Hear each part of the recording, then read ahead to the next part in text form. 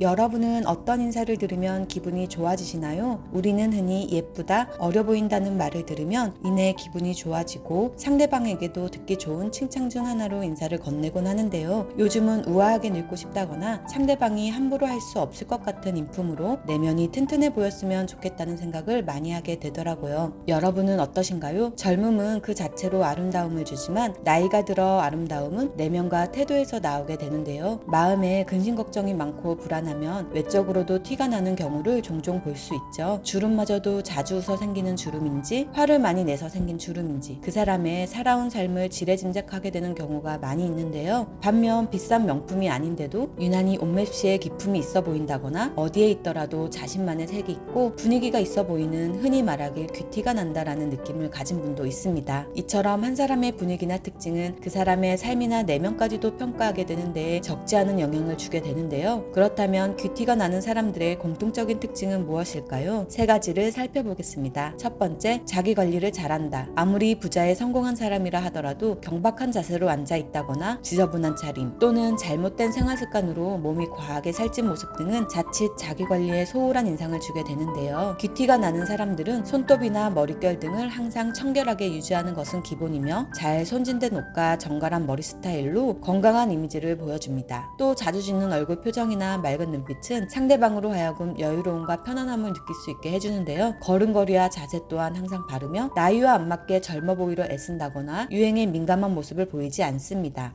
두 번째는 말투가 여유롭고 감정 통제를 잘한다는 것입니다. 귀티가 나거나 우아하다고 생각한 사람 중에서 욕을 하고 투덜거리기 혹은 말이 많다든지 목소리가 크고 남 얘기 많이 하는 사람을 본 적은 없는 것 같은데요. 저는 사실 이 부분이 가장 공감이 가더라고요. 귀티가 나는 사람들은 다른 무엇보다 목소리 톤이 안정되고 신뢰감을 줄 수 있는 평온함으로 대해야 한다는 것입니다. 그들은 자신의 의견을 부드럽지만 강하게 얘기하되 강조하거나 강요하지 않고 누군가 공격적으로 얘기해도 언성을 높이지 않고 격 있게 대화하며 여유 있는 사람을 말합니다. 또 똑똑해 보이려고 하지 않습니다. 상대방과 눈높이를 맞추려고 노력하며 경청하려는 모습은 상대를 이해하려는 자세에서 드러납니다. 겉모습만 보고 우아하고 기품 있다고 느끼더라도 말하고 나서 의외인 분들을 주위나 TV에서 참 많이 볼 수 있는데요. 이런 경우 안타까운 생각이 들기도 합니다. 그 사람의 내면이 가장 잘 드러나는 건 바로 말입니다. 평소에 듣고 읽고 생각하는 것이 그 사람의 말과 태도로 드러나기 때문입니다.